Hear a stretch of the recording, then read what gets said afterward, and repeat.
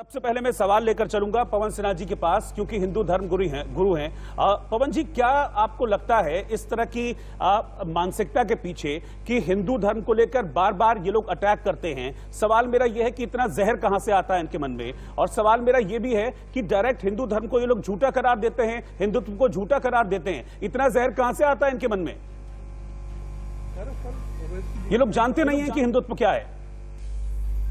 ओवैसी जी का एक बड़ा सीधा सा प्लान है और 1937 से लेकर जो जिन्ना ने चाल खोली गई है, जिसमें जिन्ना ने न्यूयॉर्क में दिए बहुत स्पष्ट रूप से कहा था there are two nations within India, Hindu nation and Muslim nation. Owaisi अब उसी राह पर चल पड़े हैं और बिहार की सफलता ने इनके दिमाग भी खराब कर दिए हैं और इनको ये लग रहा है कि हिंदू मुस्लिम डिविजन करा के एक वो बहुत स्ट्रॉन्ग पोलराइजेशन कर सकते हैं। और ये जो उनका जो ट्वीट है मैंने पढ़ा है, ये उसी स्ट्रॉन्ग पोलराइजेशन के लिए है और ये भुगताना चाहते हैं मुसलमानों को। मुसलमानों को क्या ये पता नहीं है कि इस देश में मुस्लिम सीट रही है? मुसलमानों को ये पता नहीं है कि इस देश के शिक्षा मंत्री 5 लगातार मुसलमान हुए? मुसलमानों को ये पता नहीं है इस देश के राष्ट्रपति तक मुसलमान हुए हैं, अनेक पदों पर मुस्लिम रहे हैं। हामिद अंसारी अभी तो गए हैं, क्या भूल गए होंगे मुसलमान? नहीं, लेकिन ये शख्स उनको बार बार भुगताना चाहता है। मैं क्षमा मांगता हूं, वो माननीय सांसद हैं, लेकिन जिस जो जहर इन्होंने उगला है सिर्फ और सिर्फ अपनी राजनीति के लिए, वो बेहद खतरनाक है भारत की एकता के लिए भी और अखंडता के लिए भी।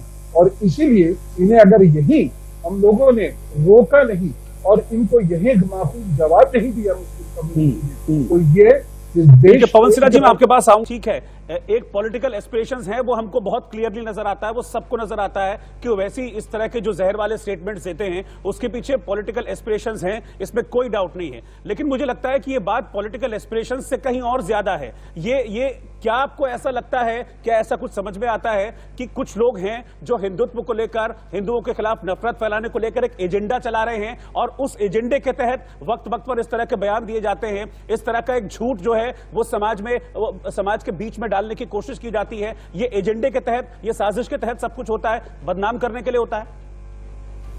आपने रोहित जी एक बहुत सही बात कही है, बेहद गंभीर बात कही है। दरअसल यहां की पॉलिटिक्स को कैप्चर करना तो एक छोटा एजेंडा है ओवैसी साहब और उनकी पार्टी का जी। बड़ा एजेंडा बहुत बड़ा है, बेहद खतरनाक है। और मैं फिर इसकी तरफ इंगित करना चाहूंगा, और ये पॉलिटिक्स से परे होकर मैं देश की अखंडता की बात कर रहा हूं, क्योंकि मेरा रास्ता अलग है। मैं देश की एकता और अखंडता की बात कर रहा हूं।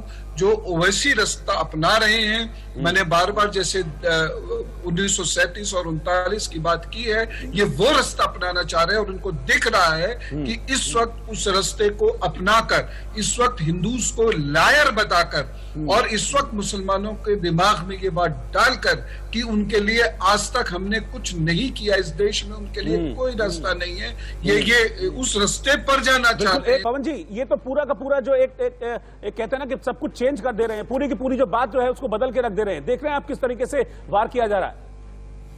दरअसल इस वक्त उन्होंने जो ट्वीट किया है वो ऐसा ट्वीट किया है कि उनके पार्टी के लोगों को इसे बचाना मुश्किल पड़ रहा है, इसलिए वो बात को पलटेंगे।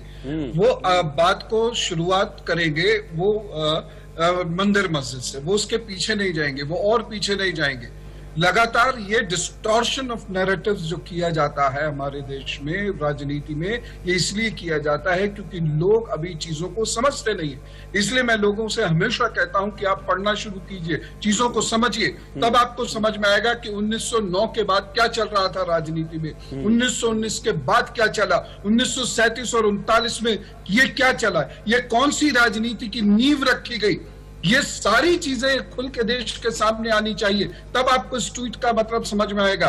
एक चीज मैं यहाँ कहना चाहता हूँ, तो माननीय सांसद ओवैसी साहब हैं, ये चीजों को समझते हैं, जानबूझ कर ये ऐसा कर रहे हैं। ऐसा नहीं कि उन्होंने इतिहास नहीं पढ़ा और समझा है, लेकिन उनको जो सूट कर रहा है वो ये सूट कर रहा है कि हिंदू मुस्लिम डिवीजन खड़ा कर दो। जरूरी है, मान लीजिए एक इंसिडेंट हुआ भी है कभी, तो आज जब चीजों को फिर से ठीक किया जा सकता है, तो फिर उसमें इस प्रकार का जहर बिल्कुल, क्यों डाल? ये वोटों का ध्रुवीकरण है, इसके तरह और कुछ भी नहीं है।